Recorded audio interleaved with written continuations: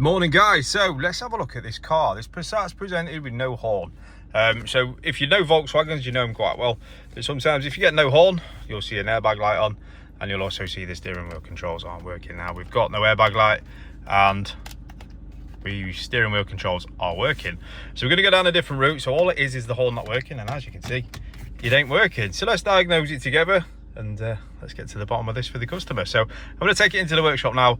We're going to have a quick look at a few things, and I'm going to bring you along for the ride. So see you in a sec. So at this Passat now, and one of the best things you can do is, obviously, I'm going to use the acronym Keep It Simple Stupid, so KISS. Keep It Simple Stupid, guys. Don't ever be fooled by simple basic electrics, because it can really make you tumble, you know. So what I do is, Guided is a really, really good system, so it's Otis.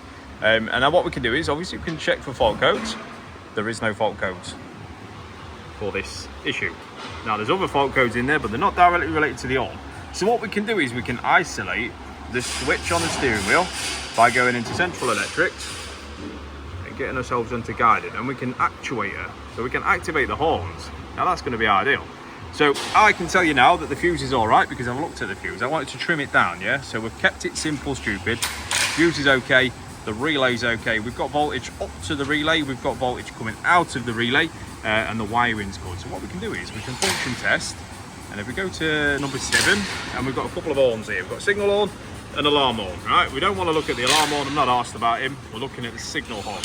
So on the Passats, there's 2 horns. You've got a low tone there and an high tone there, but they run off the same, they share a live. They don't share an earth, they share a live. So what I'm going to do is I'm going to load test it and show you.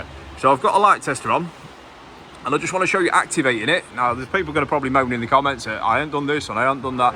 This is what I'm going to do. I'm going to show you it working. That's Flynn, by the way. There's Flynn. So I'm load testing it a little bit with this in the signal wire. So I can activate it by pressing number 1. Now, what you guys are going to see when I activate this, you're going to see that everything up to the horns is all right. So 1 second and you'll see it light up.